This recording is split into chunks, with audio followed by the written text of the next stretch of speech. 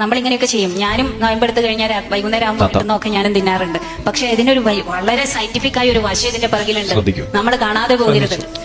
ഈ മനുഷ്യന് 11.5 മണിക്കൂറോളം നേരം നിങ്ങൾ ഭക്ഷണം കഴിക്കാതിരുന്നാൽ നിങ്ങളുടെ ഉള്ളിൽ, നിങ്ങളുടെ ആമാശയത്തിൽ, നിങ്ങളുടെ കുടലിനകത്ത് ഒരു പ്രത്യേക ഹോർമോൺ ഉൽപ്പാദിപ്പിക്കപ്പെടും.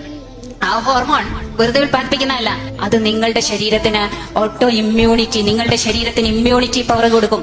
നിങ്ങളുടെ ശരീരം എന്തൊക്കെയാ പറഞ്ഞു വെക്കുന്നത് വല്ല പിടിയുണ്ടോ? ഞാൻ ചോദിക്കണം, ഇങ്ങനെ 12 മണിക്കൂർ പട്ടിണി കിടക്കുമ്പോൾ ശരീരത്തിൽ ഏത് ഹോർമോണാണ് ഉണ്ടാവുന്നത് എന്നൊന്നും എനിക്ക് പറഞ്ഞു. അങ്ങനെയാണെന്നുണ്ടെങ്കിൽ പിന്നെ എന്തിനാണ് നമ്മൾ ഈ നമ്മളുടെ സൊമാലിയയിലെ ഈ പട്ടിണി കിടക്കുന്ന ആളുകൾക്ക് ഈ ഭക്ഷണം എത്തിക്കാൻ വേണ്ടിയിട്ട് മെനക്കിടുന്നത്? കാരണം അവർ ഓൾറെഡി പട്ടിണി കിടക്കുകയാണ്. അത് 11 മണിക്കൂറല്ല, കാലങ്ങളായിട്ട് പട്ടിണി ആയതുകൊണ്ട് അവരുടെയൊക്കെ ഇമ്മ്യൂണിറ്റിയുടെ ഒരു പവർ എന്തായിരിക്കും നിങ്ങൾ ആലോചിച്ച് നോക്കൂ. കേട്ടില്ല നിങ്ങള്? വിവരമില്ലായ്മ ഒരു തെറ്റല്ല, പക്ഷെ അത് അലങ്കാരമാക്കി കൊണ്ട് നടക്കല് വലിയ മണ്ടത്തരമാണ്.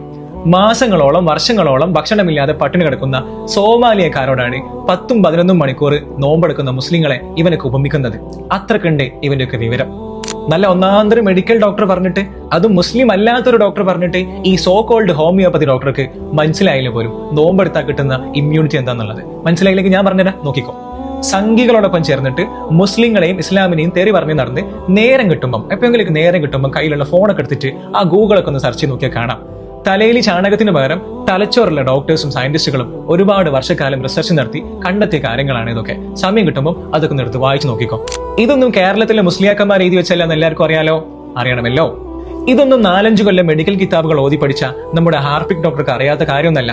മുസ്ലിങ്ങളെ കുറച്ച് തെറി പറയണം, അവരുടെ ആരാധനകളെ പുച്ഛിക്കണം, എന്നാലേ ഇവിടെ പട്ടിണിയില്ലാതെ ജീവിച്ചു പോകാൻ പറ്റുമെന്ന് ഈ സ്വയം പ്രഖ്യാപിത നുണയെന്ന് നന്നായിട്ട് അറിയാം.